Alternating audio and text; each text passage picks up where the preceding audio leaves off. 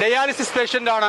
അദ്ദേഹത്തിന് വേണ്ടി ഒരു സംഭാവന നിങ്ങൾ നൽകണം, നിങ്ങളുടെ സന്മനസ് ഉദാരമനസ്കർ സഹായിക്കണമെന്നൊക്കെയുള്ള അത് കേട്ടാൽ തന്നെ കരൾ അലിഞ്ഞു പോകും. ആകെ കയ്യിലുള്ള വീട്ടിലേക്ക് പോകാൻ വെച്ച പണം പോലും എടുത്ത് ബക്കറ്റിലിട്ട് കൊടുക്കും.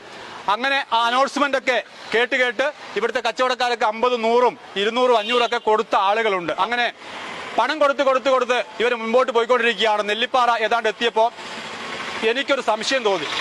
ഞാൻ അവരോട് ചോദിച്ചു, ഈ പണം നിങ്ങൾക്ക് എവിടെയാണ് ഇതിന്റെ കണക്ക്, എവിടെയാണ് ഈ റെസീറ്റ് എന്നൊക്കെ. കുറച്ച് പൈസ വേണം, എൻ്റെ ഒരു ഫ്രണ്ടിനെ സഹായിക്കാനാണെന്ന് പറഞ്ഞു.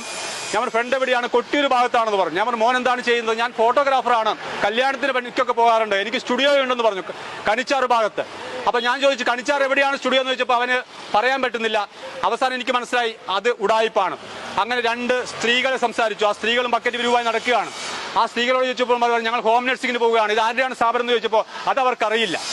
അങ്ങനെ തുമ്പും പാലുമില്ലാതെ മറുപടി പറഞ്ഞപ്പോഴാണ് എനിക്ക് സംശയം തോന്നുന്നത്. നെല്ലിപ്പാറയിലെ ഓട്ടോ തൊഴിലാളികളും കച്ചവടക്കാരും അവരെ വളഞ്ഞു.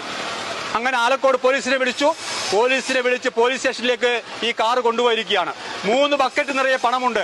ആ ബക്കറ്റിന് ഒരു പ്രത്യേകതയുണ്ട്, അതിന് മുകളിൽ ഒട്ടിച്ചു വെച്ചിരിക്കുകയാണ്. തുറക്കാനുള്ള അവകാശം ആ തൊഴിലാളികൾക്കില്ല. അവർക്ക് ദിവസക്കൂലി അടിസ്ഥാനത്തിൽ ജോലി ചെയ്യുന്ന തൊഴിലാളികളാണവർ. അവർക്ക് തുറക്കാനുള്ള അവകാശമില്ലത്രേ. അവർക്ക് ഡെയിലി കൂലിയാണ്. ഒരാൾ പ്ലംബിംഗ് പണിയെടുക്കുന്നു, മറ്റൊരാൾ ഫോട്ടോഗ്രാഫറാണെന്ന് പറയുന്നു, മറ്റുള്ള 2 യുവതികൾ അവര് ഹോം നഴ്സിംഗിന് പോകുന്ന ആളുകളാണെന്ന് പറയുന്നു.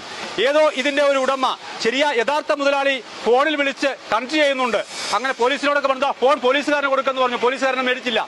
അപ്പോ ഇതൊക്കെ ഉടായ്പ് കാണിച്ച് മേലനങ്ങാതെ ജോലി ചെയ്യുന്ന ഇത്തരം മുതലാളിമാർക്കെതിരെയുള്ള ശക്തമായ താക്കീത് കൂടിയാണ്. ദയവ് ചെയ്ത് പൊതുജനങ്ങളോട് പറയുകയാണ്, നിങ്ങളുടെ നാട്ടിൽ ഇത്തരത്തിൽ ഒരുപാട് ആളുകൾ പിരിക്കാൻ വേണ്ടി വരും. ഒരു നയാ പൈസ കൊടുക്കരുത്. നിങ്ങൾക്ക് അറിയുന്ന രോഗികൾക്ക് കൊടുക്കൂ, നിങ്ങൾ അയൽവാസികൾക്ക് കൊടുക്കൂ. നിങ്ങൾക്കറിയാത്ത ഒരാൾക്കും 1 രൂപ പോലും കൊടുക്കരുത്. അങ്ങനെ കൊടുത്താൽ ഈ പണം എവിടെയും എത്തില്ല. ആ പണം കൊണ്ട് കൊടുക്കുന്ന പല കോടീശ്വരന്മാരും നമ്മുടെ നാട്ടിൽ ഉണ്ടാകുമെന്നുള്ളതാണ്. ഓരോ ദിവസവും ഇത്തരത്തിൽ വാർത്ത കൊടുക്കാറുണ്ട്. എന്നിട്ടും ആളുകൾ കൊടുത്തുകൊണ്ടേയിരിക്കും. പാവങ്ങളല്ലേ, ഒരു രോഗിയല്ലേ എന്ന് കരുതിയിട്ടാണ് കൊടുക്കുന്നത്. ഇത്തരത്തിൽ ഉടായ്പ പ്രവർത്തനം നടത്തുന്ന ആളുകളോട് എനിക്ക് പറയാനുള്ളത്, നിങ്ങൾ ജീവിക്കുന്നത് ഈ കേരളത്തിലാണ്. ഒരു ദിവസം അല്ലെങ്കിൽ മറ്റൊരു ദിവസം നിങ്ങൾ പിടിക്കപ്പെടും. ഒരു സംശയവും അക്കാര്യത്തിൽ ആർക്കും വേണ്ട. ഇതൊന്നും നല്ലതിനല്ല. അതോടൊപ്പം ഒരു കാര്യം കൂടി ഞാൻ സൂചിപ്പിക്കുകയാണ്. ഇവരൊരു കത്ത് കയ്യിലുണ്ട്. കൊട്ടിയൂർ പഞ്ചായത്തിലെ സ്റ്റാൻഡിംഗ് കമ്മിറ്റി ചെയർപേഴ്സന്റെ കത്താണ്. പേര് ജീജ എന്നാണെന്ന് എനിക്ക് തോന്നുന്നു. അവരെ വിളിച്ചപ്പോൾ അവർ പറഞ്ഞത്, രാവിലെ ഇവർ വന്നിട്ട് എന്നോട് പറഞ്ഞു, ഞങ്ങൾക്കൊരു കത്ത് വേണം, നമ്മുടെ സുനിലിനെ സഹായിക്കാൻ വേണ്ടിയാണ്. ആ കത്ത് നമ്മുടെ ശ്രീകണ്ഠൻ നായർ സാറിന്റെ ട്രസ്റ്റുമായി ബന്ധപ്പെട്ടാണ്. ഏതാ ശ്രീകണ്ഠൻ നായർ സാർ എന്ന് ചോദിച്ചപ്പോൾ 24ന്റെ MD ശ്രീകണ്ഠൻ നായർ സാറിന്റെ ട്രസ്റ്റാണ്. ആ ട്രസ്റ്റിന് വേണ്ടി പിരിക്കാനാണ്, നിങ്ങൾക്ക് വൈകുന്നേരം കുറച്ച് തുക കൊണ്ടുതരുമെന്ന് പറഞ്ഞു. അവർ പാവം അവർ സീലും വെച്ച് ഒപ്പിട്ട് കൊടുത്തു. പക്ഷേ ഇത് ശ്രീകണ്ഠൻ നായർ സാർ അല്ല സാറേ എന്ന് പറയുന്ന ഏതോ ഒരു RSPയുടെ നേതാവാണ് പോലും, കൊല്ലംകാരൻ.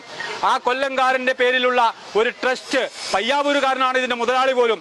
ആ മുതലാളി ഈ പാവപ്പെട്ട തൊഴിലാളികളെ വെച്ച് പിരിപ്പിക്കുകയാണ്. ഈ പാവപ്പെട്ട കച്ചവടക്കാരുടെയും കൂലിപ്പണി എടുക്കുന്നവരുടെയും പണം ഈ ബക്കറ്റിലേക്ക് വീഴ്ത്തിക്കൊണ്ട് വൈകുന്നേരം പോയി സുഖലോലുപനായിട്ട് ജീവിക്കാൻ ഈ മുതലാളിമാർ തയ്യാറാകുമ്പോൾ അതിനെതിരെ ഞാൻ ശബ്ദിക്കും. ഒരു സംശയവും ആർക്കും വേണ്ട. എന്തായാലും വരാനുള്ളത് വഴിയിൽ തങ്ങില്ല. പോലീസ് സ്റ്റേഷനിലുണ്ട്. അതിന്റെ യഥാർത്ഥ മുതലാളി വന്നാലേ കാറ് വിട്ടുകൊടുക്കാനുള്ള സാധ്യതയുള്ളൂ. ആ ബാക്കി വിശേഷങ്ങൾ പിന്നീട് ഞാൻ എന്തായാലും എത്തിക്കും. എന്തായാലും ഇത്തരത്തിലുള്ള ചതിയിൽ ആരും കുടുങ്ങരുതെന്ന് മാത്രം വിനീതമായി അഭ്യർത്ഥിച്ചുകൊണ്ട് ഇത് അവസാനിപ്പിക്കുകയാണ്. മറ്റൊരു വിഷയവുമായി വീണ്ടും കാണാം. Good bye.